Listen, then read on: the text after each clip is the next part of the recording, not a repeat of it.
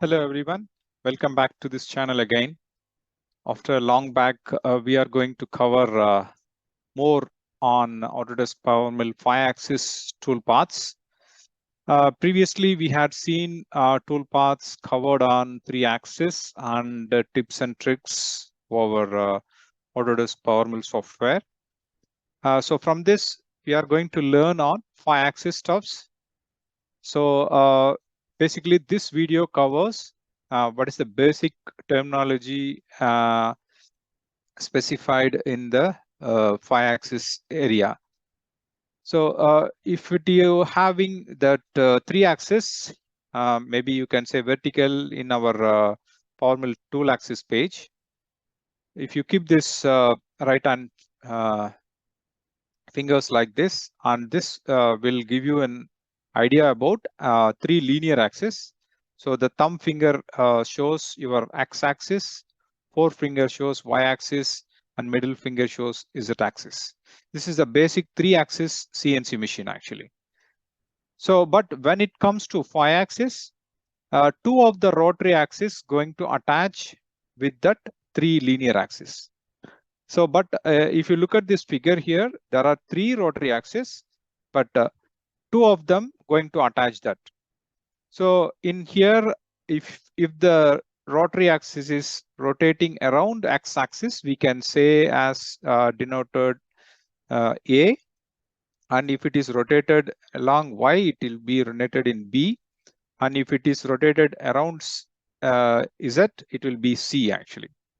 So mostly you can find in many of the CNC machines, 5-axis CNC machines, C axis will be there, and other A will be either B or A actually. So this is the common 5-axis configuration.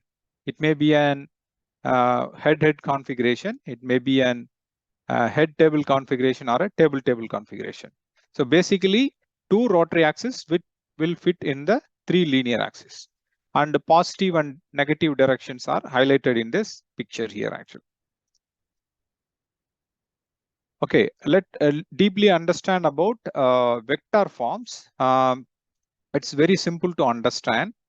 So with this picture, you can able to find a tool having a length, or maybe you can say 1 unit length 1, and P1 is mentioned at the bottom of the tool, and it's somewhere it is taking as P2 actually. Now this tool is attached to z-axis, along z-axis. So there is no tilting because it's a pure vertical CNC machine actually. So in that case, we will specify the vector as 0, 0, 1. That means I0, J0, K1 actually. We know that IJK is an incremental value of XYZ. That's why if you come into the vector form, we will specify X in the name of I and Y in the name of J and K in the name of Z actually. So in the unit value 1, and if it is purely vertical and it is attached to z-axis, then your vector is 0, 0, 1.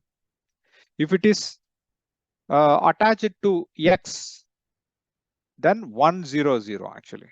If it is attached to y, 0, 1, 0. So this is a very simple vector form when it is considered as unit value 1, and the maximum value in for the vector is 1 only actually. Okay, so the maximum value is 1. So 0 to 1 will be either it will be a negative or positive. Let us come to the 5-axis. The same tool is tilted around I because incremental of x. So we specified I in unit distance of 5.5, and from J an unit distance of 0.5, and K is 0.071. You can see in the figure how it is tilted. So 0.5 distance from this one, from J, that means in means of Y, it is 0.5, and Z is in the form of K, it is 7071. So if you tilt this unit value mentioned here is I 0.5, J 0.5, and K 0.071. Then if you measure this one, and it will be expressed in another terminology called elevation and azimuth, both will be 45 degree. You can consider this 49.995 as something like 45 degree. So elevation is 45 and azimuth is 45. So if you tilt the unit vector of one length into an angle where it will 0.5 from I, 0.5 from J, and 0.707 in K distance, then your elevation and azimuth angle is 45 and 45 degree. So what is meant by elevation and azimuth? So first of all, we have to understand that it's a very simple concept actually. Azimuth is nothing but it is rotating around z-axis. If you look at this, azimuth is mentioned where it is rotated around z-axis. And elevation is nothing but tilting of xy plane actually. Okay, either in xy plane from either of the axis actually. So elevation is nothing but tilting the xy plane some degree, it is elevation. And if the table is, if consider as a table is rotating around x-axis, it is an azimuth angle. So it's a very simple one.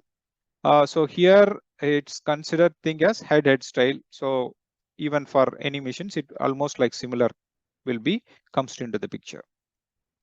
So these are the final summary of 5-axis basics. So there will be 3 linear axes. Either 2 rotary axes will be attached to this to convert into a 5-axis machine.